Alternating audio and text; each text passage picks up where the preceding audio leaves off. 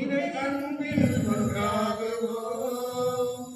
இந்த உலகில் மனித நலம் மறந்து மாண்படை பண்போடு நாம் வாழுவோம். நிறை வாழ்வை நாம் காணுவோம். அன்பை கொண்டாடுவோம். இறை அன்பில் ஒன்றாகுவோம்.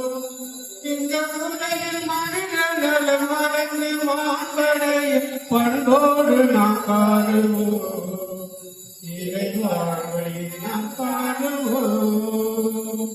பகைமை உணர்வுகளை நாம் கலைந்து பாசத்தை பொழிந்தே வாழுவோம். பகைமை உணர்வுகளை நாம் கலைந்து பாசத்தை பொழிந்தே வாழுவோம். வேற்றுமை நிலைகளை மகிழ்ந்து ஒற்றுமையுடனே பழகுவோம்.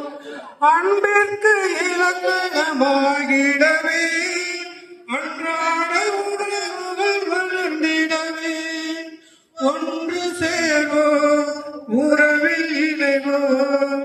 இறைவன் விரும்பும் உலகம் படைப்போம்.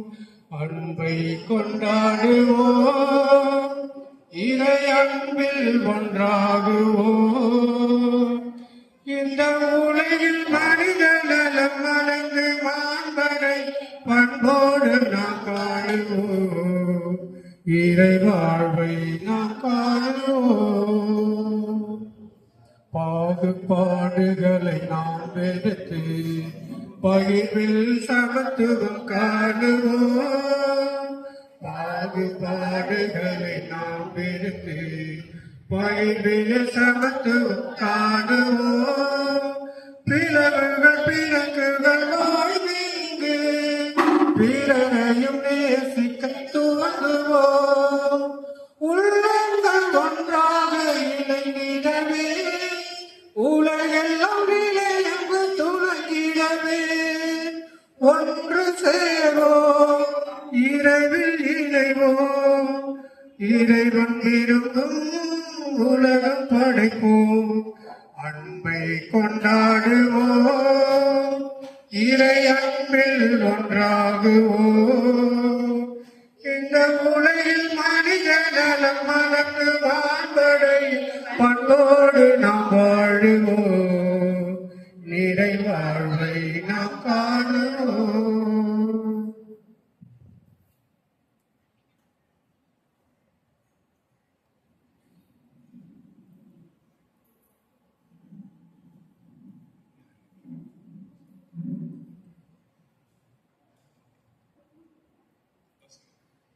முன்னுரை. இறையேசுவில் அன்பார்ந்தவர்களே, பொது காலத்தில் 25ஆம் ஞாயிறு திருப்பலியில் பங்கேற்க வந்திருக்கும் உங்கள் அனைவரையும் பெரும் மகிழ்வுடன் வரவேற்கிறோம். இன்றைய வாசகங்களில் ஏழைகளையும் அரியவர்களையும் நசுக்கி கொடுக்காமல் அவர்களை கைப்பற்றிவிட இறைவன் நம்மை அழைக்கின்றார். நிரந்தரமற்ற இவ்வுலகில் நம்மிடம் உள்ள பொருட்செல்வங்களை மட்டுமல்ல, நமது திறமைகளையும் நாம் மற்றவர்களின் வாழ்க்கை தரம் உயர பயன்படுகிறோமா என சிந்திக்க வேண்டும். எவரும் இரு தலைவர்களுக்கு பணி செய்ய முடியாது. நமது இலக்கு என்ன? பணமா அல்லது இறைவனா? நமது வாழ்க்கைக்கு பணம் தேவைதான். ஆனால் பணத்தின் மீது மோகம் கொண்டு அதை மட்டுமே தேடி அலையும் போது இறைவனையும் இறைவன் அளிக்கும் நிலை வாழ்வையும் இழந்து விடுகிறோம். அன்பு, இரக்கம், பரிவு, மன்னிப்பு போன்ற கிறிஸ்துவின் மதிப்பீடுகளை பின்பற்றி வாழும்போது நமது உள்ளம் இறைவன் வாழும் இல்லமாக மாற்றம் பெறும். இயேசு தம் சீடர்களை அனுப்பும் போது பாம்புகளைப் போல முன்மதி உடையவர்களாகவும் புறாக்களைப் போல கபடற்றவர்களாகவும் இருங்கள் என்று கூறுகிறார்.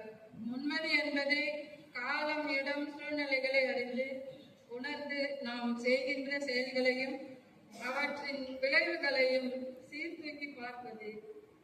நாம் சுதந்திரமாக செயல்படுவதற்கான சக்தியை நமக்கு அளித்து நம் கடவுளுடைய விருப்பத்திற்கேற்ப முன்மதியுடன் செயல்பட இறைவன் நம்மை அழைக்கின்றார். நாமும் முன்மதியோடு செயல்பட்டு நிலை வாழ்வை பெற்றுக்கொள்ளும் அருள் வேண்டி இத்திருப்பலியில் இணைவோம். இறைவனின் ஆசி பெறுவோம்.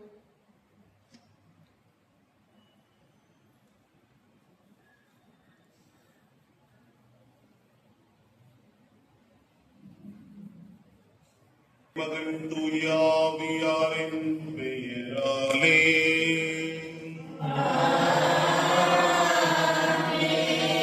நம் ஆண்டவராகிய இயேசு கிறிஸ்துவின் அருளும் கடவுளின் அன்பும் தூயாவியாரின் நட்புறவும் உங்கள் அனைவரோடும் இருப்பதாக.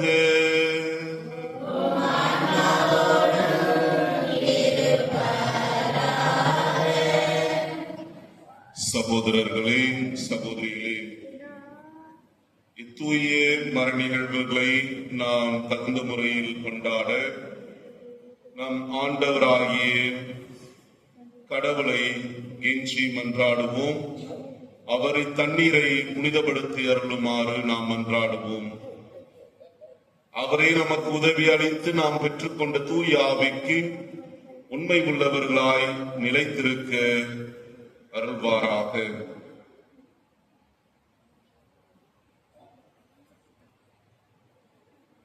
என்றும் உள்ள எல்லாம் உள்ள இறைவா,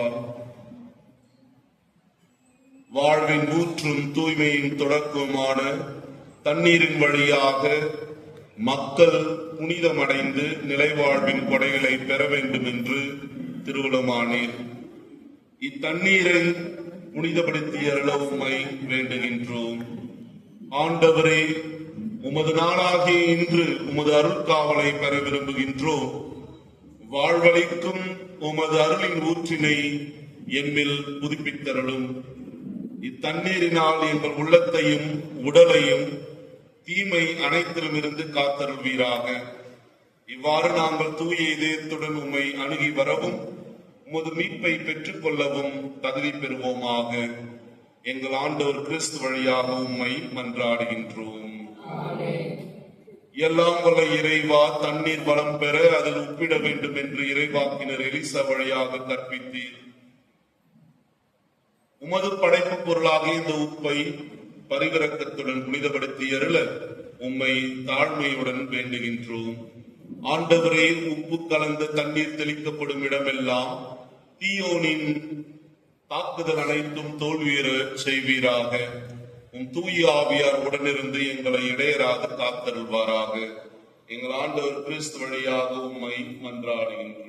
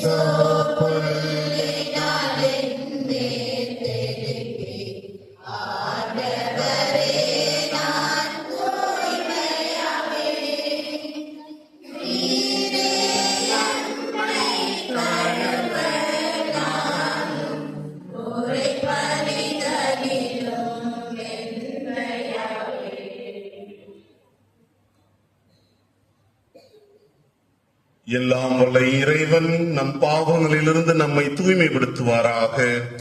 இந்த நற்கருணை கொண்டாட்டத்தின் வழியாக அவர் தம்முடைய ஆட்சி விருந்தில் பங்கு கொள்ள நம்மை தகுதி பெற செய்வாராக. உன்னதங்களிலே கடவுளுக்கு ஆட்சி உண்டாகுக. உலகினிலே நல்லோர்க்கு அமைதியாகுக.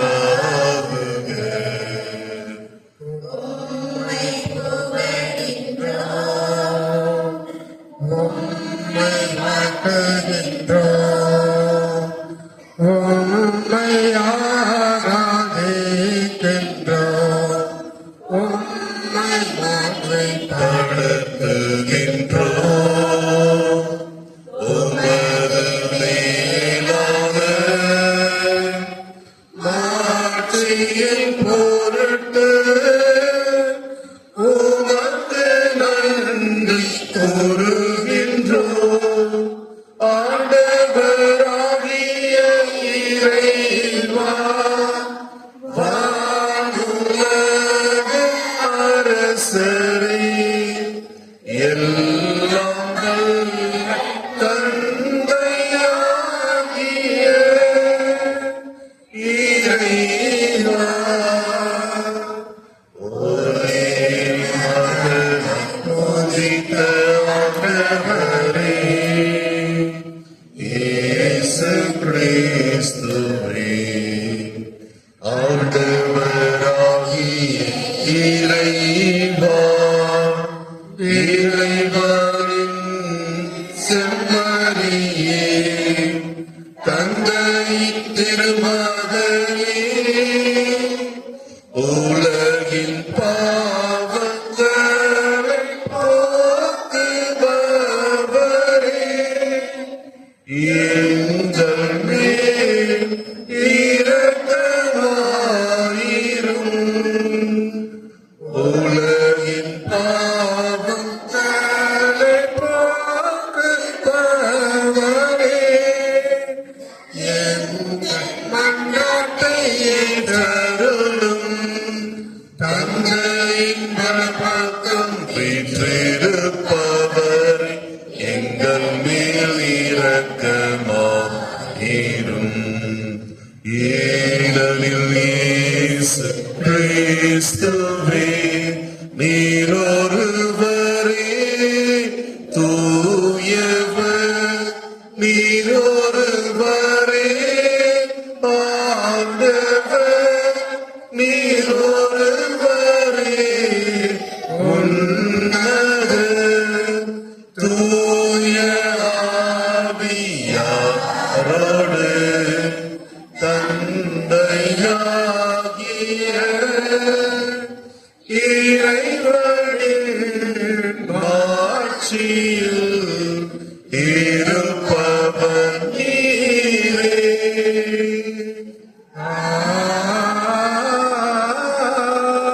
ஆமென். மன்றாடுவோமாக.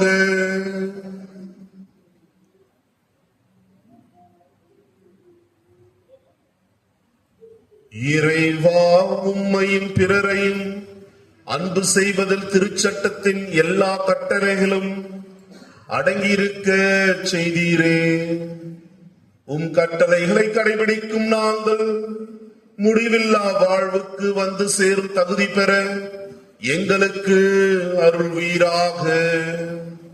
உம்மோடு தூய ஆவியாரின் ஒன்றுக்கு இறைவனாய் என்றென்றும் வாழ்ந்து ஆட்சி செய்கின்ற அவர் வழியாக உம்மை மன்றாடுகின்றோம்.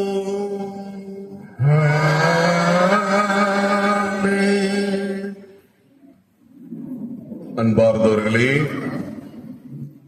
இன்றைய திருப்பலியில் அந்தோணி கருத்துப்படி பிரேமா அவர்களின் 27வது பிறந்த நாளில் நன்றி திருப்பலியாகவும் உடல் நல சுகத்திற்காகவும் தேவேஷ் நற்படிப்பிற்காகவும் திருப்பலியானது ஒப்புக் கொடுக்கப்படுகின்றது.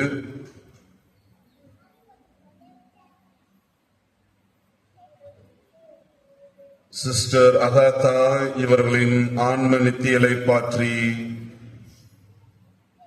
பெறும்படியாக சகாய்ராஜ், சாந்தி ரூபி இவர்களுக்கு இறைவன் செய்த அனைத்து நன்மைகளுக்கு நன்றி அறிதலாகவும், ஆலம்பூண்டி வேதநாயகம் ஆசிரியர் குடும்பத்தில் மறைத்த அருள்தாஸ், அந்தோணி மேரி, எமிலி மேரி, கலைவாணி, மாசில்லா குழந்தை மோத்தி மற்றும் ஆன்ம இலைப்பாற்றிற்காக இத்திருப்பலியானது ஒப்புக் கொடுக்கப்படுகின்றது.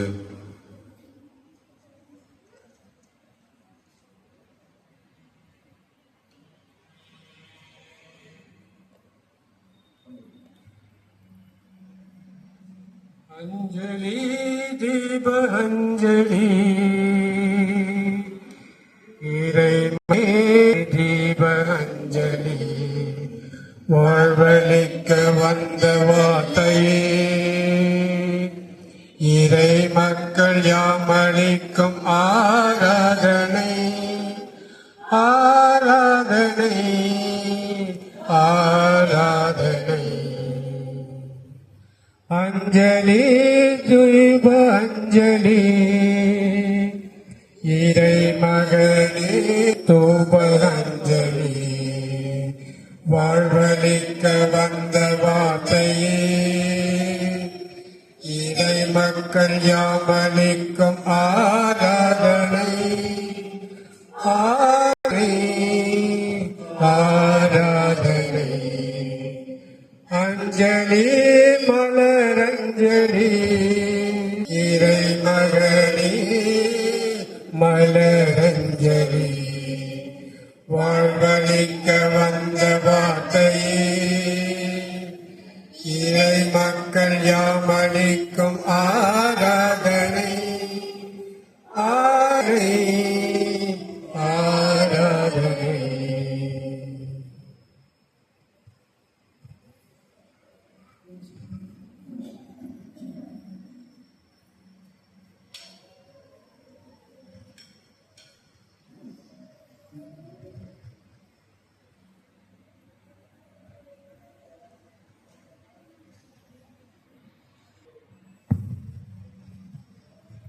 முதல் வாசக முன்னுரை. பழைய ஏற்பாட்டு காலத்தில் மக்களிடையே சீர்கேட்டினை பற்றி தெளிவாக எடுத்து கூறுகிறார் இறைவாக்கினர் ஆமோஸ். ஏழை எளிய மக்களை வாட்டி வதைத்து ஏமாற்றி அவர்களை கொள்ளையடிக்க கள்ள தராசினை பயன்படுத்தும் வலியவர்களை சாடுகின்றார். இத்தகைய மனப்பான்பு உள்ளவர்களுக்கு கடவுளின் கோபத்தை எடுத்துரைக்கும் முதல் வாசகத்திற்கு செவிமடுப்போம்.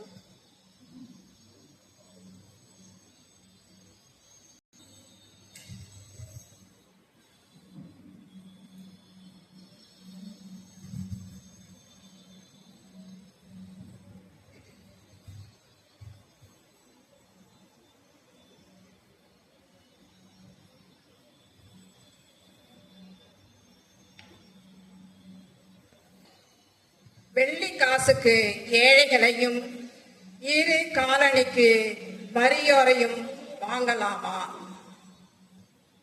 இறைவாக்கினர் ஆமோஸ் நூலிலிருந்து வாசகம். அதிகாரம் 8, இறை வார்த்தைகள் 4-7 முடிய. வறியோரை நசுக்கி நாட்டில் உள்ள ஒடுக்கப்பட்டோரை அழிக்கின்றவர்களே, இதை கேளுங்கள். நாம் தானியங்களை விற்பதற்கு அமாவாசை எப்பொழுது முடியும்? கோதுமையை நல்ல விலைக்கு விற்பதற்கு ஓய்வு நாள் எப்பொழுது முடிவுறும்? மரக்காலை சிறியதாக்கி எடைக்கல்லை கனமாக்கி கள்ள தராசினால் மோசடி செய்யலாம். வெள்ளி காசுக்கு ஏழைகளையும் இரு காலணிக்கு வறியோரையும் வாங்கலாம். கோதுமை பதர்களையும் விற்கலாம் என்று நீங்கள் திட்டமிடுகின்றீர்கள் அல்லவா? ஆண்டவர் யாக்கோபின் பெருமை மீது ஆணையிட்டு கூறுகின்றார். அவர்களுடைய இந்த செயல்களுள் ஒன்றையேனும் நான் ஒருபோதும் மறக்க மாட்டேன். இது ஆண்டவர் வழங்கும் அருள்வாக்கு.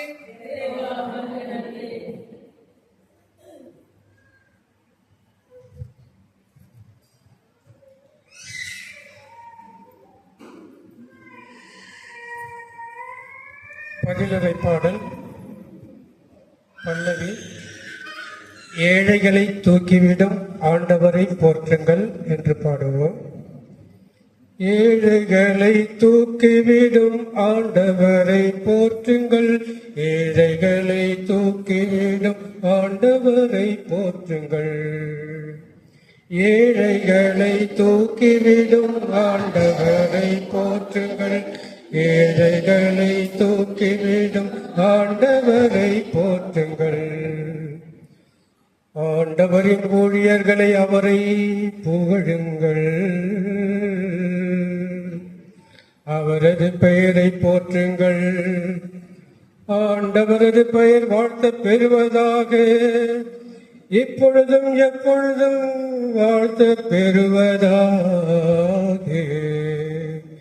ஏழைகளை தூக்கிவிடும் ஆண்டவரை போற்றுங்கள், ஏழைகளை தூக்கிவிடும் ஆண்டவரை போற்றுங்கள். மக்களினங்கள் அனைத்திற்கும் ஆண்டவர் மேலானவர், வானங்களையும் விட உயர்ந்தது அவரது மாட்சி. நம் கடவுளாகிய ஆண்டவருக்கு நிகர் யார்? அவர் போல் வானளாவிய உயரத்தில் வீற்றிருப்பவர் யார்? அவர் வானத்தையும் வையகத்தையும் குனிந்து பார்க்கின்றார். ஏழைகளை தூக்கிவிடும் ஆண்டவரை போற்றுங்கள், ஏழைகளை தூக்கிவிடும் ஆண்டவரை போற்றுங்கள். ஏழைகளை தூசியிலிருந்து அவர் தூக்கி நிறுத்துகின்றார், வறியவரை குப்பை மேட்டிலிருந்து கை தூக்கி விடுகின்றார். உயர்குடி மக்களிடையே தம் மக்களுள் உயர்குடி மக்களிடையே அவர்களை அமர செய்கின்றார். ஏழைகளை தூக்கிவிடும் ஆண்டவரை போற்றுங்கள், ஏழைகளை தூக்கிவிடும் ஆண்டவரை போற்றுங்கள்.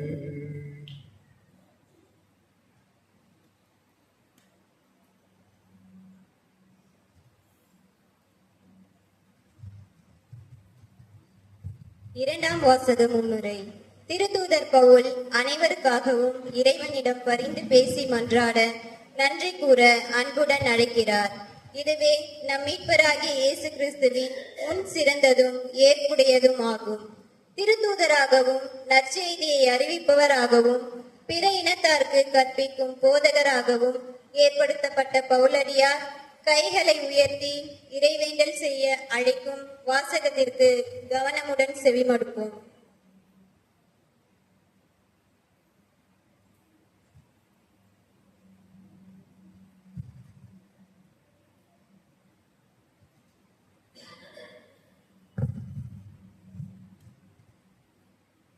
இரண்டாம் வாசகம். எல்லா மனிதரும் மீட்பு பெறவும் உண்மையை அறிந்துணரவும் வேண்டும் என கடவுள் விரும்புகிறார். திருத்தூதர் பவுல் தீமோத்தேயுவுக்கு எழுதிய முதல் திருமுகத்திலிருந்து வாசகம். அதிகாரம் 2, இறைவார்த்தை 1 முதல் 8 முடிய.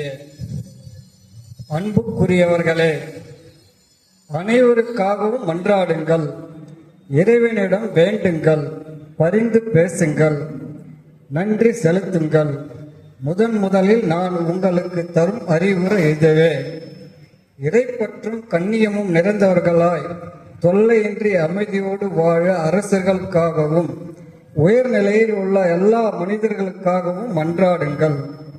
இதுவே நம் மீட்பராகிய கடவுளின் முன் சிறந்ததும் ஏற்புடையதும் ஆகும். எல்லா மனிதரும் மீட்பு பெறவும் உண்மையை அறிந்துணரவும் வேண்டும் என அவர் விரும்புகிறார். ஏனெனில் கடவுள் ஒருவரே, கடவுளுக்கும் மனிதருக்கும் இடையே இணைப்பாளரும் ஒருவரே. அவரே இயேசு கிறிஸ்து என்னும் மனிதர். அனைவரின் மீட்புக்காக அவர் தம்மையே ஈடாக தந்தார். குறித்த காலத்தில் அதற்கு சான்று பகர்ந்தார்.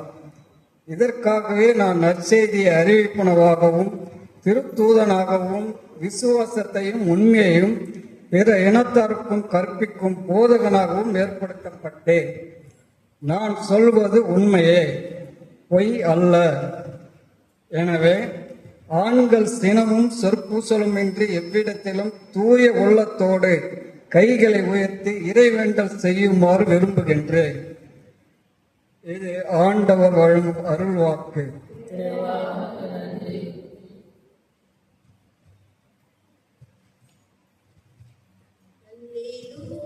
Alleluia, alleluia, alleluia, alleluia, alleluia, alleluia, alleluia, alleluia.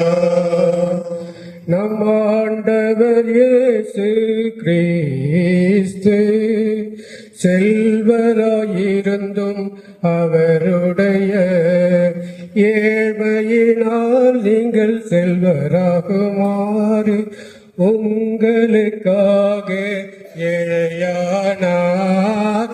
அல்லேலூயா, அல்லேலூயா, அல்லேலூயா, அல்லேலூயா.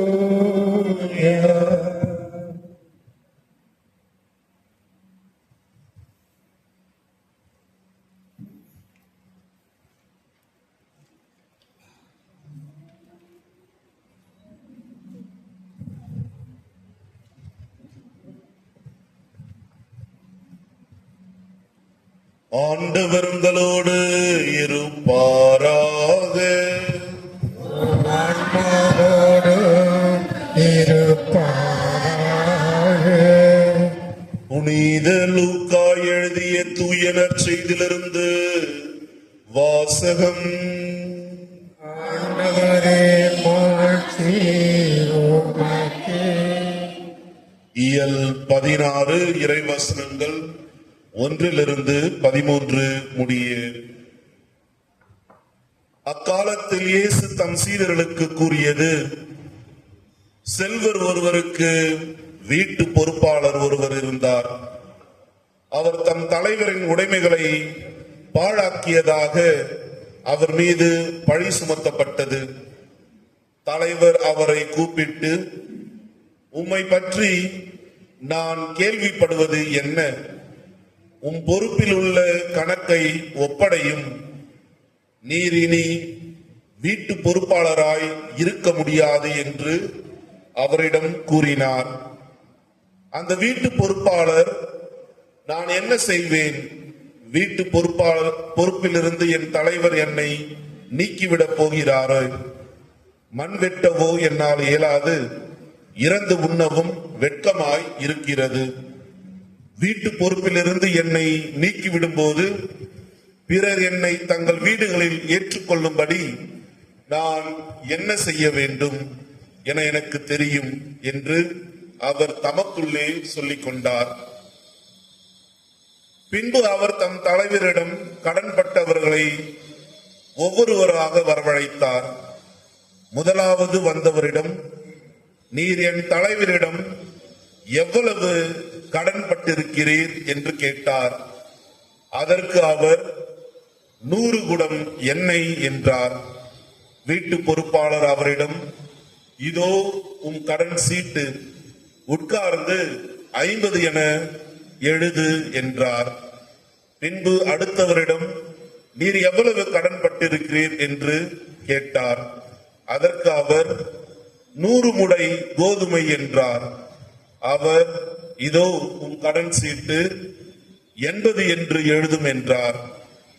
நேர்மையற்ற அந்த வீட்டு பொறுப்பாளர் முன்மதியோடு செயல்பட்டதால் தலைவர் அவரை பாராட்டினார். ஏனெனில் ஒளியின் மக்களை விட இவ்வுலகின் மக்கள் தங்கள் தலைமுறையினரிடத்தில் மிகுந்த முன்மதியுள்ளவர்களாய் நடந்து கொள்கிறார்கள்.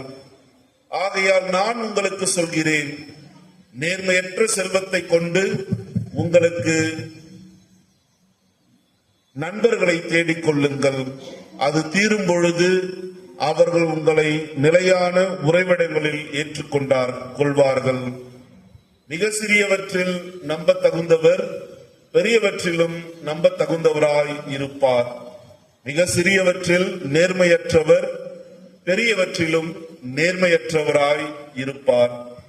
நேர்மையற்ற செல்வத்தை கையாளுவதில் நீங்கள் நம்பத்தகாதவராயிருந்தால் யார் உங்களை நம்பி உண்மை செல்வத்தை ஒப்படைப்பார்? பிறருக்கு உரியவற்றை கையாளுவதில் நீங்கள் நம்பத்தகாதவர்களாய் போனால் உங்களுக்கு உரியவற்றை உங்களுக்கு கொடுப்பவர் யார்? எந்த வீட்டு வேலையாலும் இரு தலைவர்களுக்கு பணிவிடை செய்ய முடியாது. ஏனெனில் ஒருவரை வெறுத்து மற்றவரிடம் அவர் அன்பு கொள்வார், அல்லது ஒருவரை சார்ந்து கொண்டு மற்றவரை புறக்கணிப்பார். நீங்கள் கடவுளுக்கும் செல்வத்துக்கும் பணிவிடை செய்ய முடியாது. கிறிஸ்து வழங்கும் நற்செய்தி. கிறிஸ்துவே உமக்கு புகழ்.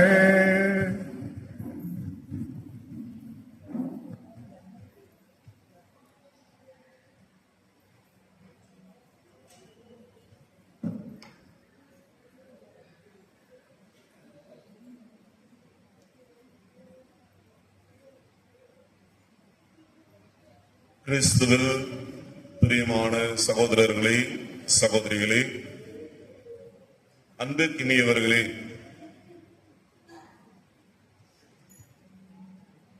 தப்பு செய்ய வாய்ப்பு இருந்தும் தப்பு செய்யாம இருந்திருக்கிறீங்களா?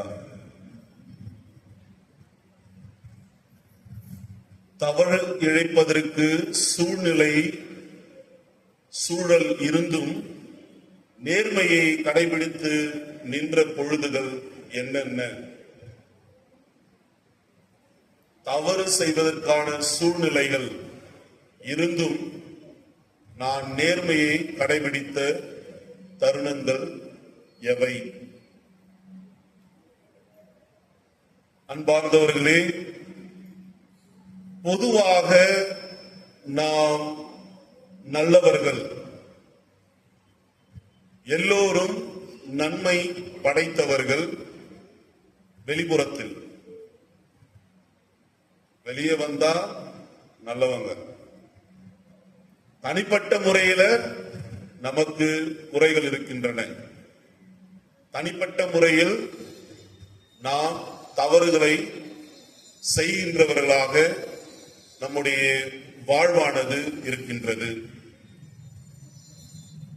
எவ்வாறு இந்த தனிப்பட்ட வாழ்வும் பொது வாழ்வும் ஒன்றித்திருக்கின்றதோ, அல்லது குடும்ப வாழ்வும் இந்த சமூக வாழ்க்கையும் ஒன்றாக பயணிக்கின்றதோ, அப்பொழுது நாம் கூறலாம், நாம் அனைவரும் நல்லவர்கள்தான், நேர்மையானவர்கள்தான், தூய்மையானவர்கள்தான், உண்மையானவர்கள்தான்.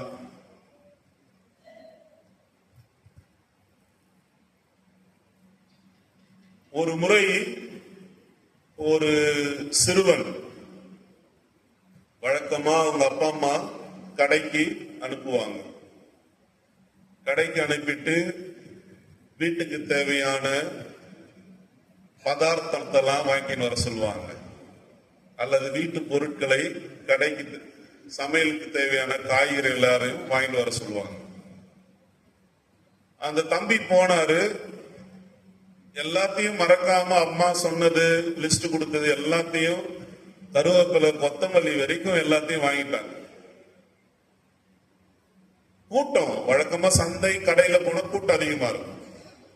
ஏதோ ஒரு பேச்சுவாக்குல அந்த தம்பி வந்துட்டாங்க, காசு கொடுக்காம வந்துட்டாங்க. அப்படியே பாதி தூரம் வந்த பிறகு அந்த தம்பிக்கு ஒரு நினைவு வந்தது. ஐயோ, நம்ம காசு கொடுக்கணுமே, திருப்பி நம்ம அவங்களுக்கு காசு கொடுக்கணும். இவ்வளவு பொருட்கள் வாங்கிட்டு வந்துட்டோம், போயிட்டு காசு கொடுக்கணும். அம்மா வேற நம்ம கிட்ட காசு கொடுத்துருக்காங்க 100 ரூபாய். அதனால அந்த தம்பி திரும்பி அந்த சந்தைக்கு சென்று அந்த கடையில போயிட்டு 100 ரூபாய் கொடுத்து அந்த மீதி காசை பெற்றுக்கொள்வதற்கு அவர் சென்று கொண்டிருந்தார். அந்த கடையில் அவர் போய் கொடுத்தவுடன் அந்த மூதாட்டிக்கு அவ்வளவு மகிழ்ச்சி, அந்த பாட்டிக்கு அவ்வளவு சந்தோஷம். இந்த தம்பி இவ்வளவு நல்லவனா இருக்கிறாங்களே, இவ்வளவு நல்ல குணம் படைத்தாரு அப்படின்னு சொல்லி அந்த பாட்டி சொன்னாங்க, வாராசா உட்காரு என் பக்கத்துல, என்ன குடிக்கிற, கடையில உனக்கு எதுனா சோடா வாங்கிட்டு வரட்டுமா அப்படின்னு சொல்லி அந்த தம்பிக்கு அந்த களைப்பை போக்குவதற்காக ஒரு 10 ரூபாய் ஒரு குளிர்பானத்தை வாங்கி அந்த பாட்டியை வந்து தம்பிக்கு பரிசாக கொடுத்தார்கள். அந்த தம்பிக்கு வாய்ப்பு இருந்தது, அந்த சிறுவனுக்கு வாய்ப்பு இருந்தது. கூட்டத்துல யாருக்கு தெரிய போகுது, அப்படியே போயிட்டு அபேஸ்மெண்ட் போயிட்டு இருக்கலாம். ஆனா நேர்மை, ஏதோ ஒரு பெற்றோர்கள் விதைத்த அந்த நேர்மையானது, உண்மையானது அந்த குழந்தைக்கு திருப்பி நாம் போயிட்டு அவங்களுடைய காசை கொடுக்கணும் அப்படின்னு சொல்லி திருப்பி அந்த காசை கொடுத்ததுனால அந்த தம்பிக்கு ஒரு பாராட்டு கிடைத்தது. அந்த பாராட்டு பல பேர் கொடுத்தாலும் கிடைக்காது. அது வளர வளர வளர வளர அந்த பாராட்டானது அவ்வளவு புனிதமானது, அவ்வளவு நினைவுபடுத்திக் கொள்ளலாம். நீங்க எப்படி நேர்மையா இருக்கலாம்?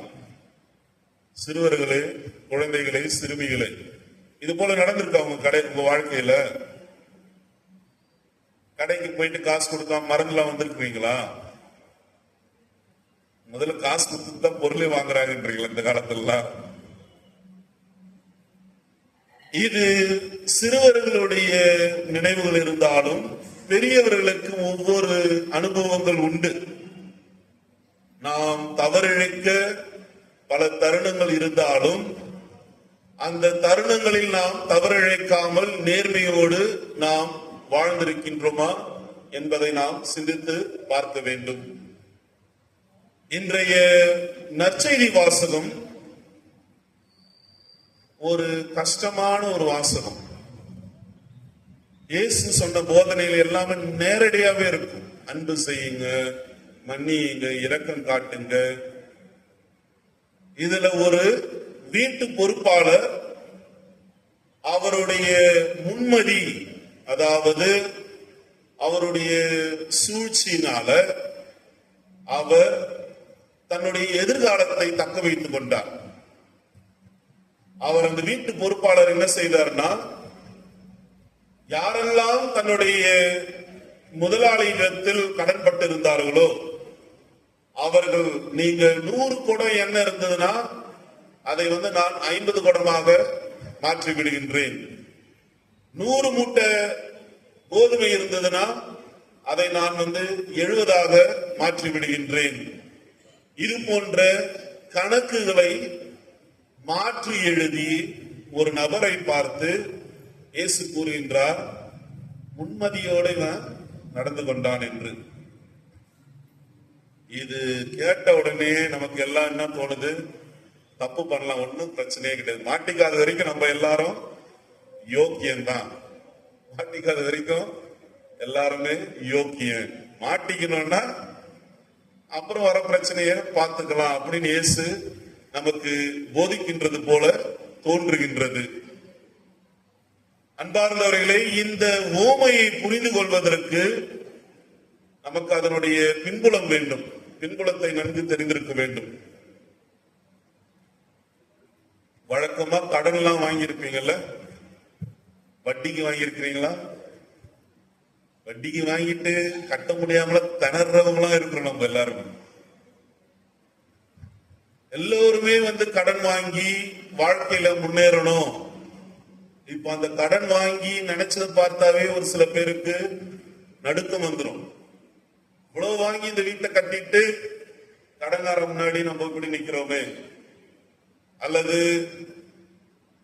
கடன் கொடுக்கும் பொழுது நம்ம எவ்வளவு ஒருத்தரை நம்ம போய் போய் பார்த்தோம். இன்னைக்கு ஒரு காசு கொடுங்க, ஒரு 10,000 ரூபாய் கொடுங்க, பல தடவை நம்ம நடப்போம். அப்ப வாங்கும்போது நினைச்சுக்கோ, ஒரு நேரத்துல எப்படி இருந்தாலும் ஒரு தடவை நீ என் கூட நடப்பப்பா, இந்த முறை நான் வாங்குறதுக்கு நடக்கிறேன், அடுத்த முறை நீ என்கிட்ட இருந்து வட்டியோட பணத்தோட வாங்குறதுக்கு இன்னும் நீ அதிகமா நடப்ப அப்படின்னு கூட நம்ம ஒருவேளை இக்கால சூழ்நிலையில் நினைத்துக் கொள்ளலாம். வட்டி வாங்குவது அக்காலத்தில் மோயிசனுடைய விதிமுறையின்படி, மோயிசனுடைய கட்டளைகளின்படி அது பாவம். அதனால வட்டியே வாங்கக்கூடாது. ஒருத்தங்க கடன் கேட்டாங்கன்னா கடனை கொடுக்கணும், அவ்வளவுதான். ஒருத்தங்க 50,000 கேட்கிறாங்கன்னா 50,000 கொடுக்கணும். வட்டி இதெல்லாம் வைத்து வாங்கக்கூடாதுன்ட்டு மோயிசனுடைய கட்டளை. ஆனால் மக்களுடைய பேராசை எதை விட்டது? அதனால 2 வகை தரப்பினர்கள் உண்டு. ஒன்று செல்வந்தர், யார் காசு வச்சிருக்கிறாங்களோ அவங்க என்ன பண்ணுவாங்கன்னா ஒரு ஒப்பந்தம் போடுவாங்க. 1 லட்சம் வாங்குறீங்கன்னா 10,000 ரூபாய் வட்டிங்களா? ஒரு மாசத்துக்கு 1 லட்சம் வாங்கினீங்கன்னா எவ்வளவு வட்டி வரும்? 720,000 ரூபாய்.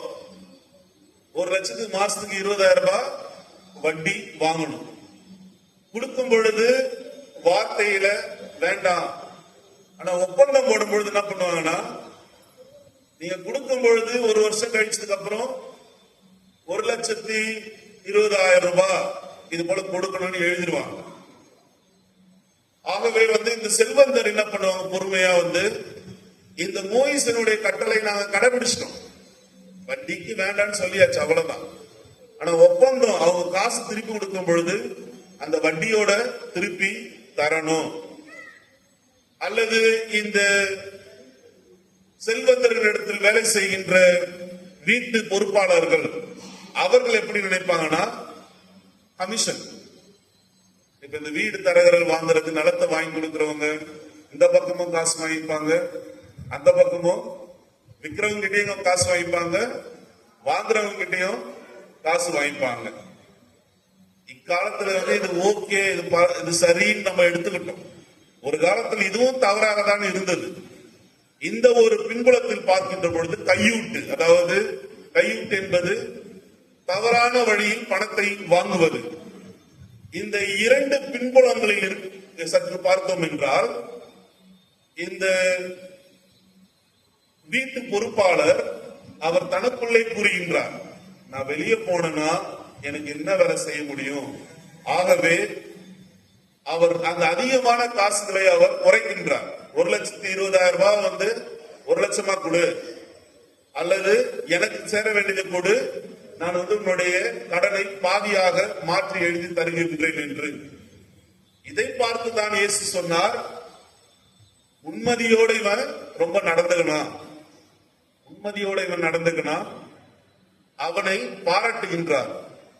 இயேசுவினுடைய சீடர்கள் இவர்களே இவ்வளவு முன்மதியோடு இருக்கின்றார்கள் என்றால், இயேசுவினுடைய சீடர்களாகிய நாம் எவ்வளவு முன் தயாரிப்போடு, முன்மதியோடு, எச்சரிக்கையோடு நம்முடைய வாழ்வு அமைய வேண்டும் என்பதை சுட்டிக்காட்டுகின்றதுதான் இன்றைய நற்செய்தி வாசகம்.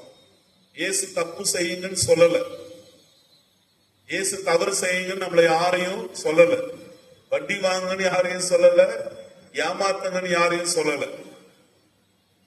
ஏமாத்துறவங்களே அவ்வளவு யோசிக்கின்றார்கள் என்றால், உண்மையோடு இருக்கின்றவர்கள், நேர்மையோடு இருக்கின்றவர்கள், தூய்மையான மனதோடு இருக்கின்றவர்கள், நீங்கள் எவ்வளவு முன் தயாரிப்போடு கூடுதலாக உங்களுடைய வாழ்வில் கடவுளை எப்படி நீங்கள் பின்பற்றலாம் என்று இன்றைய நற்செய்தி வாசகம் நமக்கு அழைப்பு விடுக்கின்றது. சமூக நீதி. இறைவாக்கினர் ஆமோஸ் எழுதிய முதல் வாசகம் இன்று நாம் எடுத்து வாசிக்கின்றோம். சமூக நீதியை அடிப்படையாக கொண்ட ஒரு இறைவாக்கினர் ஆமோஸ். கடவுள் எல்லா குற்றங்களையும் மன்னித்து விடுவார், அதாவது கடவுளுடைய கடும் சினம் கூட அவர் மன்னிக்கின்றார். மக்கள் மன்றாடுகின்ற பொழுது, அவரிடத்தில் முறையிடுகின்ற பொழுது. ஆனால் ஏழைகளுக்கு ஏதேனும் நடந்தால் அதை ஒருபோதும் நான் மறவேன் என்று இன்றைய முதல் வாசகம் கூறுகின்றது. அன்பார்ந்தவர்களே, ஏழைகளுக்கு ஏதேனும் நடந்தால் நான் ஒருபோதும் மறவேன், அவர்கள் செய்த தவறுகளை நான் மறவேன் என்று இன்றைய முதல் வாசகம் இறைவாக்கினர் ஆமோஸின் வழியாக சமூக நீதியை நமக்கு எடுத்துரைக்கின்றது. மற்றவர்களுக்கு அல்லது ஏழைகளுக்கு நமக்கு வாய்ப்பு கிடைக்கின்ற பொழுது ஏமாற்றி உள்ளோமா, தில்லுமுள்ளு பண்ணியிருக்கிறோமா, தவறு செஞ்சிருக்கிறோமா, பித்தலாட்டம் பண்ணியிருக்கிறோமா, இதை கொஞ்சம் யோசிச்சு பார்க்க வேண்டும். இறைவாக்கினர் ஆமோஸ் ஒரு சமூக நீதி, ஒரு ஆர்வலர். இக்காலத்தில் எவ்வளவு சமூக நீதி ஆர்வலர்கள் சமூகத்தில் நீதி நிலைக்குமாறு அவர்கள் எண்ணற்ற போராட்டங்களையும் எண்ணற்ற மாநாட்டுகளையும் அவர்கள் நடத்துகின்றார்கள். நேற்று பழங்குடியினருக்காக செஞ்சியில விழுப்புரத்துல ஒரு எளிய ஒரு போராட்டம் அல்லது ஆர்ப்பாட்டம், கண்டனம். இந்த பழங்குடியினர் மக்களுக்கு ஒரு சமூகத்தில் நல்ல இடம் கிடைக்க வேண்டும், அவர்களுக்கு வீட்டு வசதிகள் கிடைக்க வேண்டும் என்று நம்மிடம் இருக்கின்ற சமூக ஆர்வலர்கள், நம் பங்கில் இருக்கின்ற சமூக ஆர்வலர்கள் நடத்திய பெருங்கூட்டமானது நேற்று நடைபெற்றது. அதில் ஒரு கருத்துதான், இருப்பதற்கு நல்ல ஒரு இருப்பிடம் வேண்டும், அதில் நடந்த முறைகேடுகளை தவிர்த்து மக்களுக்கு சேர வேண்டியது, எளியவர்களுக்கு சேர வேண்டியது, ஏழைகளுக்கு சேர வேண்டிய நீதியானது அல்லது நிதியானது கிடைக்க வேண்டும் என்று அந்த ஆர்ப்பாட்டத்தில் அவர்கள் கலந்துரையாக பேசிக்கொண்டு மக்களிடத்தில் அவர்கள் ஊக்கமூட்டி உற்சாகத்துடன் அவர்கள் கருத்துக்களை அவர்கள் பகிர்ந்து கொண்டார்கள். அக்காலத்தில் மட்டுமல்ல, மாறாக இக்காலத்திலும் சமூக நீதி என்றும் நம்மிடத்தில் இருக்க வேண்டும். ஆங்கிலத்தில் கூறுவார்கள், யூஸ் திங்ஸ், லவ் பீப்புள். அதாவது யூஸ் திங்ஸ்னா பொருளை உபயோகப்படுத்துங்க, மக்களை அன்பு செய்யுங்கள். ஆனா இப்ப இருக்கிற சூழ்நிலையில சுயநலத்தாலையும் சந்தர்ப்பவாதியாலையும் மக்கள் அனைவரும் உபயோகப்படுத்துகின்றார்கள் தவிர அன்பு செய்யப்படுவதில்லை. மாறாக பொருட்கள் தான் அதிகமா அன்பு செய்யப்படுகின்றது. போனை அதிகமா நேசிக்கிறோம், நிலத்தை அதிகமா நேசிக்கிறோம், வீடு அதிகமா நேசிக்கிறோம், பட்டு புடவைகள், அழகான புதிய புடவைகள் அதிகமா நேசிக்கிறோம், அல்லது அழகான வாட்சு, அல்லது அழகாக வைத்துள்ள காரு, அல்லது நம்மளுடைய நகைகள், இவையெல்லாம் நாம் அதிகமாக நேசிக்கின்றோம். மனிதர்களை நம்முடைய சுயநலத்திற்காக உபயோகப்படுத்துகின்றோம். இதை இன்றைய வசனங்கள் நமக்கு தெள்ளத் தெளிவாக வலியுறுத்துகின்றது. நமக்கு ஒரு புதிய விழிப்புணர்வு, புதிய ஒரு கண்ணோட்டத்தை நமக்கு ஏற்படுத்தி தருகின்றது இன்றைய வாசகங்கள். ஒரு முறை ஒரு பால் வியாபாரி, பால் விற்கிறவங்க, அவர் வழக்கமா பாலை விற்கிறதுக்காக போவார். அவர் நினைச்சாரு, உடனே நான் பணக்காரன் ஆகணும், உடனே நான் பணக்காரன் ஆகணும். அவர் நினைத்தது என்னன்னா, அவர் போகின்ற பொழுது ஒரு ஆலயம் இருந்தது. அந்த ஆலயத்துக்கு சென்று கடவுளிடத்துல வேண்டினாரு, சாமி நான் சீக்கிரமா பணக்காரன் ஆகணும். அதன் பிறகு ஃபாதரை பார்த்தாரு, ஃபாதர் நான் பணக்காரன் ஆகணும், எனக்கு உங்களுடைய ஆசியை தாருங்க. ஃபாதரும் கடவுள் உங்களை ஆசீர்வதிப்பார், ஆனா தப்பு மட்டும் செய்யாத, தப்பு மட்டும் செய்யாத. அந்த பால்காரர் உடனே போனாரு, ஒரு ஆற்றங்கரைக்கு போனார். எந்த அளவுக்கு பால் எடுத்துன்னு போனாரோ அந்த அளவுக்கு தண்ணிய ஊத்தினார். போயிட்டு பால்லாம் வித்தாரு. அவரும் அதே போல திருப்பி வருகின்ற பொழுது அவர் அந்த பாலினுடைய அந்த மீதி எல்லாத்தையும் அந்த பால் கிணறு எல்லாத்தையும் கழுவுறதுக்கு அவர் அதே ஆற்றங்கரையில அவர் கழுவினார். இதே போன்று அவர் செய்து கொண்டிருந்தார். ஒரு முறை அவருக்கு நல்ல வியாபாரம் நடந்தது. அப்பொழுது ஆற்றங்கரையில் அவருடைய பால் குடத்தை அவர் கழுவி கொண்டிருந்த பொழுது ஒரு குரங்கானது அவருடைய காசை எடுத்துன்னு போயிடுச்சு. குரங்கு காசு எடுத்துன்னு போயிடுச்சு. அவர் கல் எடுத்து குரங்கு மீது அடிச்சார்.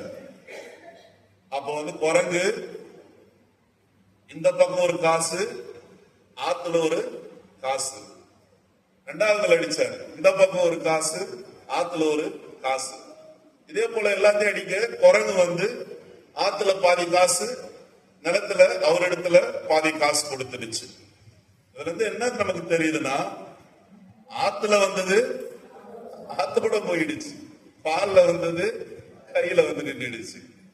இது பேராசை அல்லது ஏமாற்றுகின்ற தனம் இருக்கின்ற பொழுது அந்த மனிதன் தன்னுடைய தவறினை உணர்ந்தார். அதன் பிறகு அவர் இறைவனிடத்தில் மன்னிப்பு கேட்டார். அதன் பிறகு அவருடைய தவறினை உணர்ந்து இயல்பான மனிதனாக மாறி உண்மையோடு அவர் வாழ்ந்த பொழுது இன்னும் பல ஆசீர்வாதங்களை அவர் பெற்றார் என்று இந்த கதையானது முடியும். அன்பார்ந்தவர்களே, உண்மையாக இருப்பதும் நேர்மையாக இருப்பதும் எளிதானது அல்ல இக்காலத்தில். ஆனால் உண்மையாக வாழ்ந்தோம் என்றால், நேர்மையாக வாழ்ந்தோம் என்றால், தவறிழைக்காமல் நாம் வாழ்ந்தோம் என்றால் நமக்கு பிறக்கின்ற மன நிம்மதி, மன நிறைவு யாராலும் தர முடியாத அளவிற்கு அந்த மனதில் அகமகிழ்ச்சியானது எப்பொழுதும் தங்கும். ஆகவே இறைவனிடத்தில் நாம் கேட்போம், அந்த நேர்மை, உண்மை, தூய்மை அல்லது மன உறுதி எக்காலத்திலும் வாழ்வதற்கு நல்ல ஒரு மன உறுதியை இறைவன் தருமாறு இத்திருப்பலில் நாம் தொடர்ந்து மன்றாடுவோம், ஜெபிப்போம். என்னையும் மண்ணையும் படைத்தவரா கடவுள் ஒருவர் இருக்கின்றார். தந்தை, மகன், தூய ஆவியராய் ஒன்றாய் வாழ்வோரை நம்புகிறேன். தூய ஆவி வல்லமையால் இறைமகன் நமக்காய் மனிதரானார். கண்ணே மரியிடம் பிறந்தவரா இயேசுவை உறுதியாய் நம்புகிறேன். பிலாத்துவின் ஆட்சியில் பாடுபட்டார். சிலுவையில் இருந்து அடக்கப்பட்டார். மூன்றாம் நாளில் உயிர்த்தெழுந்தார். இறப்பின் மீது வெற்றி கொண்டார். விண்ணகம் வாழும் தந்தையிடம் அரியணை கொண்டு இருக்கின்றார். உலகம் முடியும் காலத்திலே நடுவர திரும்பவும் வந்திடுவார். தூய ஆவியாரை நம்புகிறேன். பாரினில் அவர் துணை வேண்டுகிறேன். பாவ மன்னிப்பு தூய்மை பெற்று பரிகார வாழ்வில் நிலைத்திடுவேன். திரு அவை உரைப்பதை நம்புகிறேன். புனிதர்கள் உறவை நம்புகிறேன். உடலின் உயிர்ப்பை நிலை வாழ்வை உறுதியுடனே நம்புகிறேன்.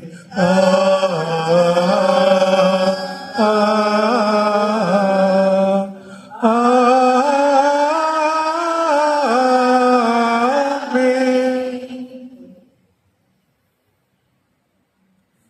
இப்பொழுது நம்முடைய மன்றாட்டுக்கள், ஜெபங்கள், விண்ணப்பங்களை இறைவனிடத்தில் அர்ப்பணிப்போம்.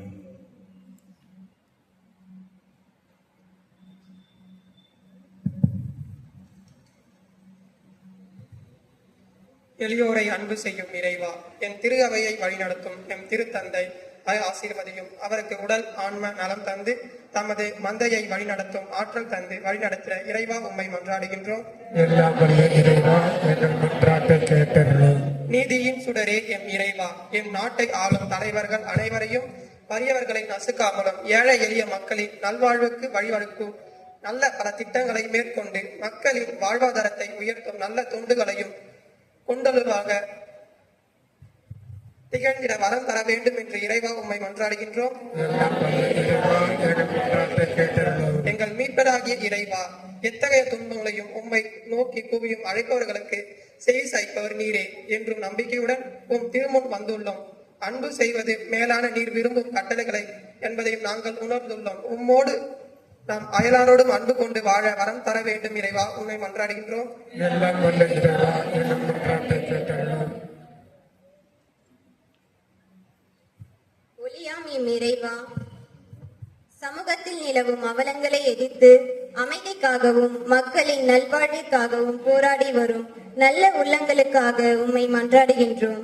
அவர்களின் சமூக அக்கறை மிக்க தொண்டுகளில் வெற்றியருள வேண்டும் என்று இறைவா உம்மை மன்றாடுகின்றோம். எல்லாம் வல்ல இறைவா, எங்கள் மன்றாட்டை கேட்டருளும். நலன்களின் நாயகரே எம் இறைவா, பொன்விழா ஆண்டில் இருக்கும் எம் மறை மாவட்டத்திற்காக நன்றி கூறுகின்றோம். இந்த ஆண்டில் எம் ஆயர், அருட்தந்தையர்கள், கன்னியர், துறவிகள், பொதுநிலையினர் அனைவரும் மேற்கொள்ளும் அனைத்து செயல்களிலும் நீர் உடனிருந்து ஆசீர்வதித்து வழிநடத்திட வேண்டும் என்று இறைவா உம்மை மன்றாடுகின்றோம். எல்லாம் வல்ல இறைவா, எங்கள் மன்றாட்டை கேட்டருளும். அன்பான இறைவா, இரக்கம் நிறைந்த இறைவா, எம் மக்கள் அனைவரையும் ஆசீர்வதித்தருளும். உங்களுடைய அருளை நிறைவாக அவர்கள் மீது பொழிந்தருளும். பொருள் செல்வத்தை அவர்களுடைய வாழ்வில் தந்து அவர்களுடைய வாழ்வின் தரத்தை உயர்த்தும், வாழ்வின் மேன்மையை உயர்த்தும். இவர்களோடு என்றென்றும் நீர் பயணிப்பீராக. இவர்களோடு என்றென்றும் தங்கி இவர்களுடைய மீது ஆசீர்வாதத்தை நிறைவாக பொழிவீராக. நாங்கள் வேண்டிய மன்றாட்டுக்கள் அனைத்தையும், எங்கள் மனதில் தேங்கி இருக்கின்ற பல தேவைகளையும் நன்கு உணர்ந்து எல்லாவற்றையும் உம்முடைய இறை திட்டத்தின்படி நிறைவேற்றுவீராக. எங்கள் ஆண்டவராகிய கிறிஸ்து வழியாக உம்மை மன்றாடுகின்றோம். காணிக்கை பாடல் பக்கம் 148. உனக்கென நான் தரும் காணிக்கையை உவப்புடன் ஏற்பார் என் இறைவா. உனக்கென நான் தரும் காணிக்கையை உவப்புடன் ஏற்பார் என் இறைவா. பலியனை நான் தருகின்றேன், பலியனை நான் தருகின்றேன்.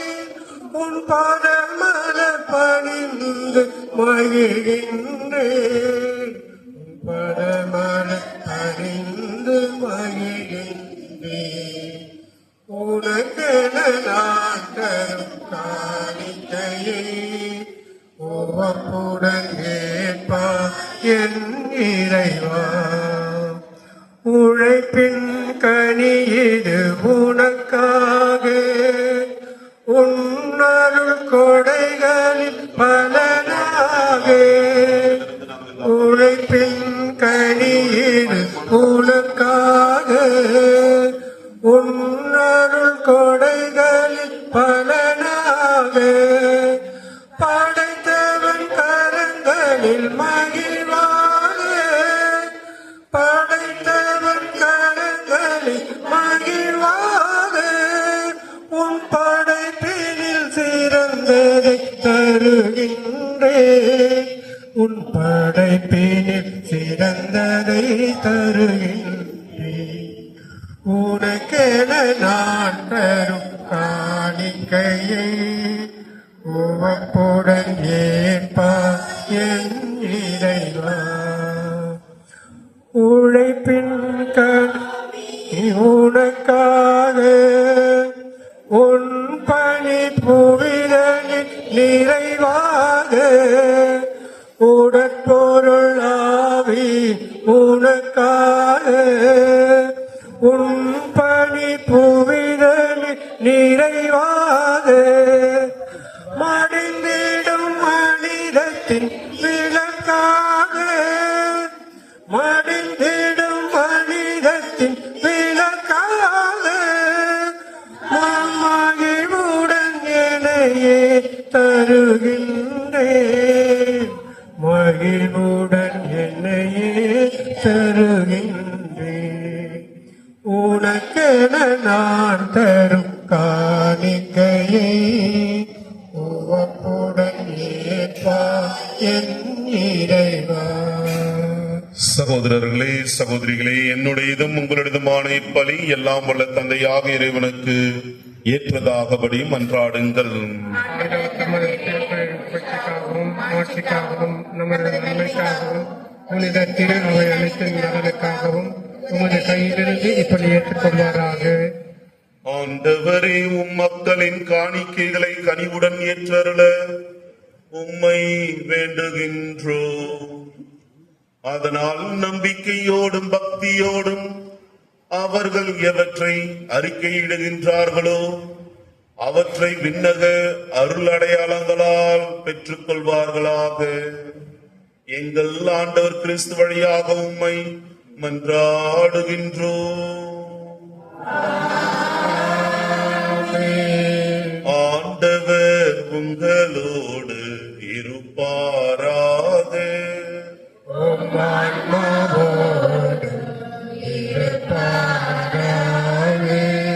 இதயங்களை மேலே எழுப்புங்கள். ஆண்டவரிடம் எழுப்பியுள்ளோம். நம் இறைவனாகிய ஆண்டவருக்கு நன்றி கூறுவோம்.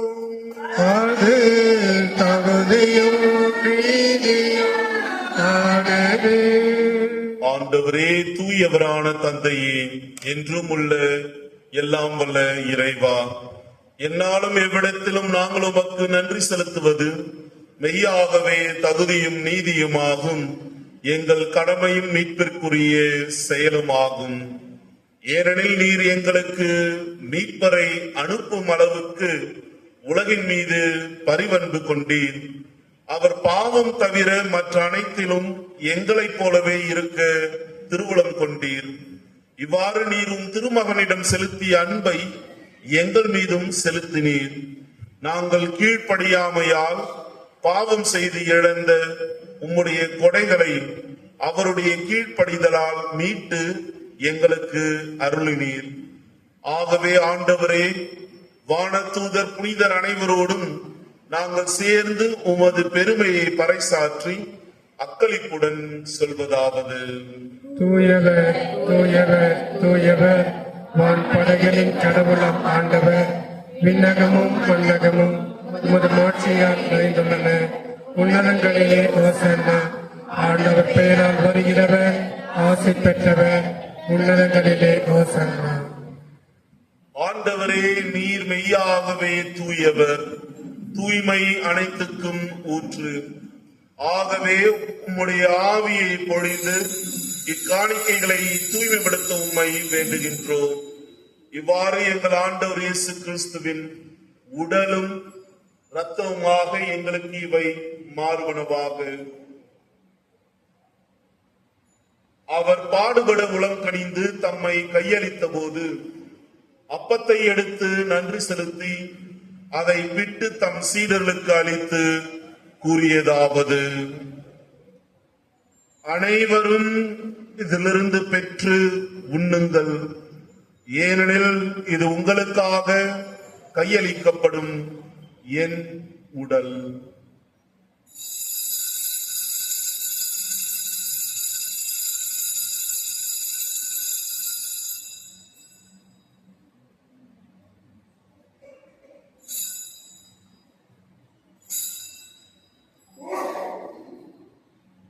அவ்வண்ணமே இரவு விருந்தை அருந்திய பின் கிண்ணத்தையும் எடுத்து மீண்டும் உமக்கு நன்றி கூறி தம் சீடர்களுக்கு அளித்து அவர் கூறியதாவது: அனைவரும் இதிலிருந்து பெற்று பருகுங்கள், ஏனெனில் இது புதிய நிலையான உடன்படிக்கை உரிய என் இரத்தத்தின் கிண்ணம். இது பாவ மன்னிப்புக்கென்று உங்களுக்காகவும் பலருக்காகவும் சிந்தப்படும். இதை என் நினைவாக செய்யுங்கள்.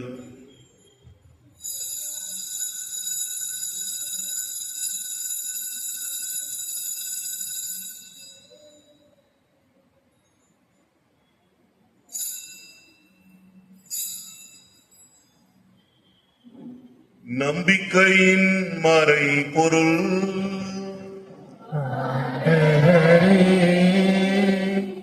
நீர் வருமளவு உமது இறப்பினை அறிக்கையிடுகின்றோம், உமது உயிர்ப்பினையும் எடுத்துரைக்கின்றோம்.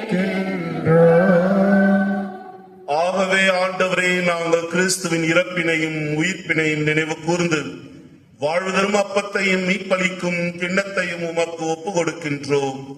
உம் திருமுன் நின்று உமக்கு ஊழியம் புரிய தகுந்தவர்கள் என எங்களை ஏற்றுக்கொண்டீர். எனவே உமக்கு நன்றி செலுத்துகின்றோம். மேலும் கிறிஸ்துவின் உடலிலும் இரத்தத்திலும் பங்கு கொள்ளும் எங்களை தூய ஆவியார் ஒன்று சேர்க்கும் வேண்டும் என உம்மை தாழ்மையுடன் மன்றாடுகின்றோம். ஆண்டவரே, உலகமெங்கும் பரவி இருக்கும் உமது திரு அவையை நினைவு கூர்ந்தருளும்.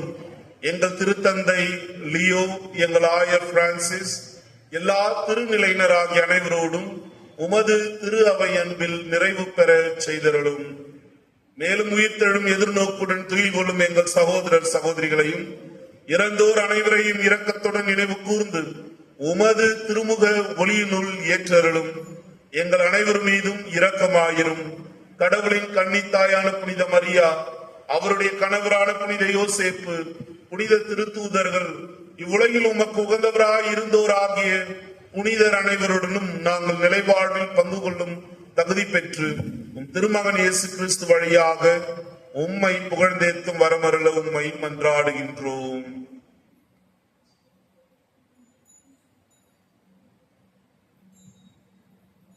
இவர் வழியாக இவரோடு இவரில் எல்லாம் வல்ல இறைவனாகிய தந்தையே, தூய ஆவியாரின் ஒன்றுக்கு எல்லா புகழும் மாட்சியும் என்றென்றும் உமக்கு உரியதே.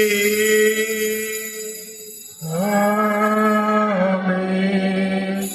ஆமென். ஆமென்.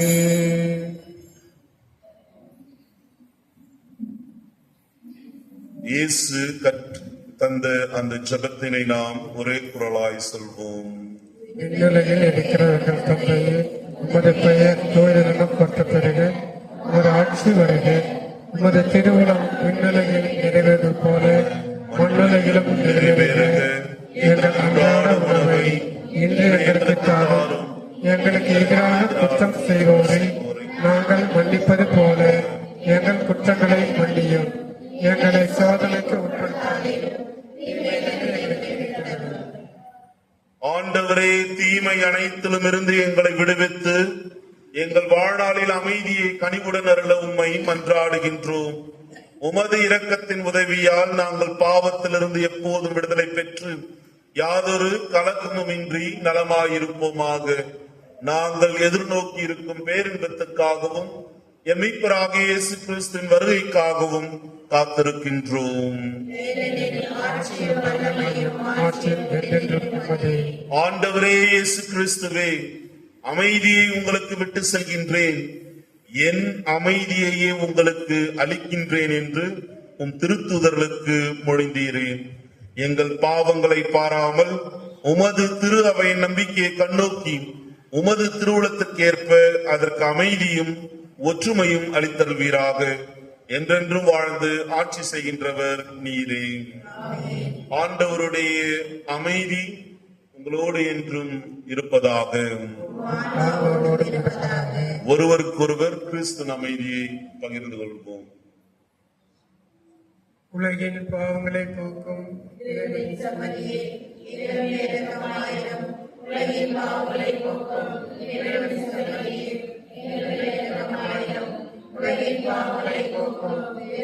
சமரியே எங்களுக்கு அமைதி அளித்தருளும்.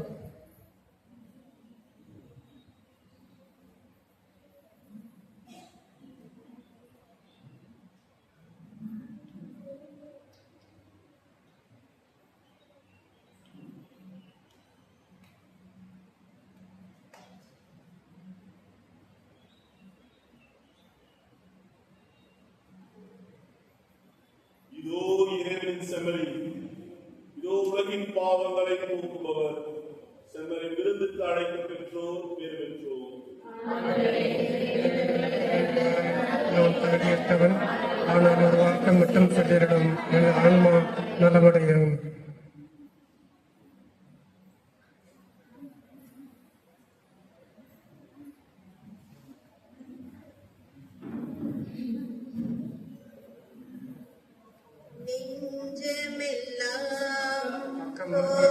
பக்கம் 207 பக்கம் 207.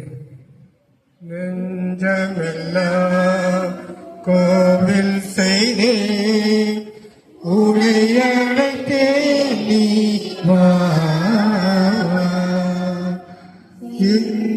இன்றையெல்லாம் நொந்தழுதே சிந்தையெல்லாம் நொந்தழுதே சொந்தமெல்லாம் நீதானே. நெஞ்சமெல்லாம் கோவில் செய்தே உன்னை அழைத்தே நீ வா. அன்பு மொழி பேசும் இந்த மொழியில் இயேசு என்னாலும் நண்பனியே. அன்பு மொழி பேசும் இந்த மொழியில் இயேசு என்னாலும் நண்பனியே. கண்ணின் மணி போல காத்திடுவோனே, கண்ணின் மணி போல காத்திடுவோனே, உன் அன்பு ஒன்றே நான் வேண்டுகிறேன். உஞ்சமெல்லாம் கோவில் செய்தேன் உன்னை அழைத்தேன் நீ வா. நிலவே சுடரே நீ இன்றி வாழ்வேதையா.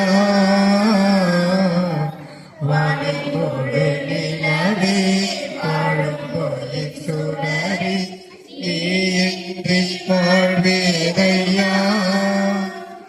பாடி வரும் தென்றலில் ஆடிடும் மலரா, பாடி வரும் தென்றலில் ஆடிடும் மலராய் உன் ஆசி தந்தாய் மகிழ்வேனையா. நெஞ்சமெல்லாம் கோவில் செய்தே உன்னை அழைத்தே நீ வா.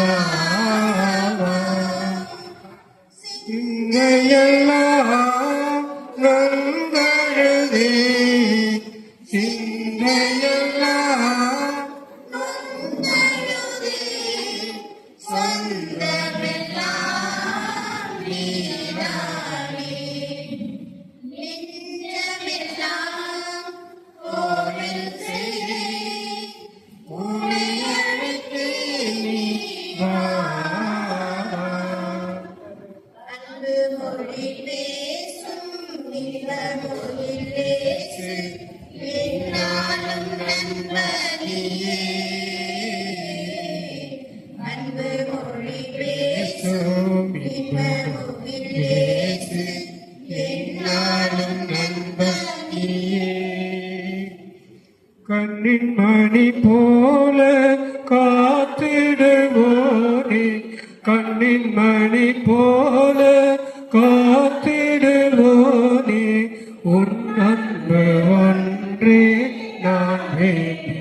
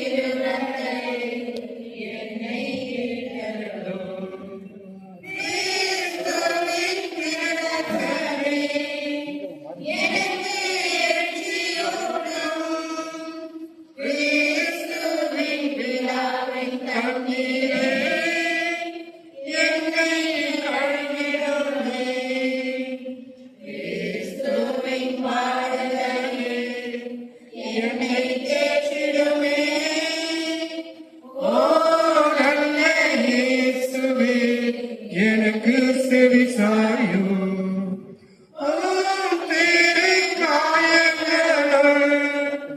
என்னை மறைத்தருளும், உம்மிடமிருந்து என்னை பிரியாதையும்,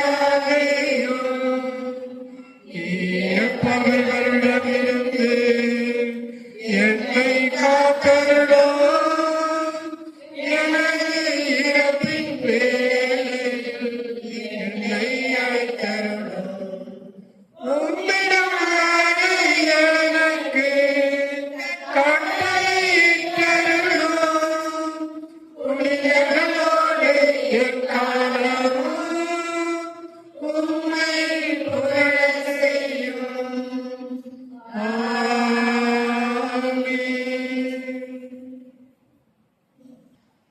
நன்றியோடு மன்றாடுவோமாக.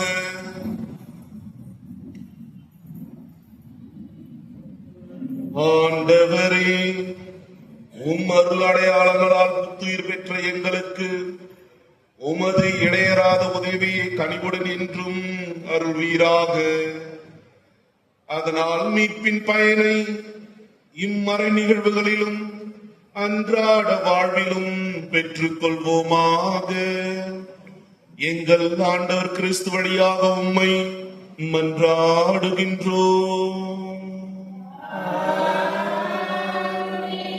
ஆண்டவர் உங்களோடு இருப்பாராக.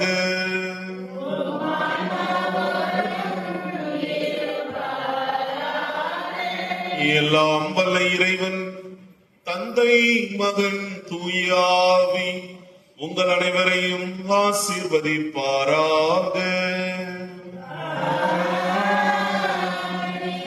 சென்று வாருங்கள், திருப்பலி நிறைவேறிற்று.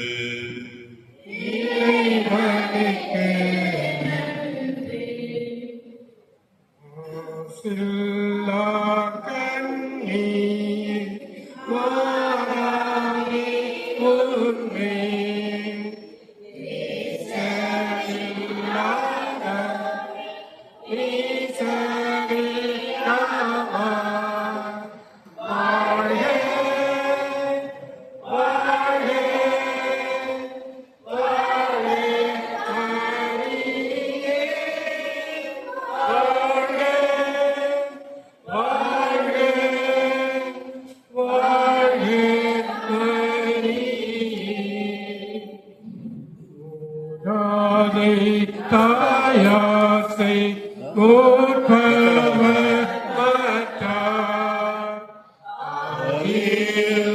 இல்லாதோனே மாதேவி பெற்றார்.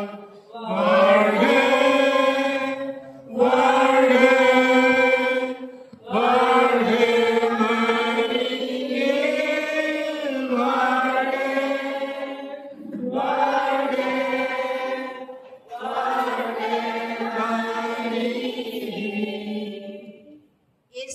மதுரமான திருதயமே, புனித மரியாயின் மாசற்ற திருதயமே, எமது பங்கின் பாதுகாவலரான புனித சூசேப்பரே, புனித அந்தோனியாரே, நாங்கள் பெயர் கொண்ட புனிதர்களே புனிதைகளே, எங்களுக்கு காவலாயிருக்கும் எங்கள் காவல் தூதர்களே, இயேசுவுக்கே புகழ், இயேசுவுக்கே நன்றி, மரியே வாழ்க.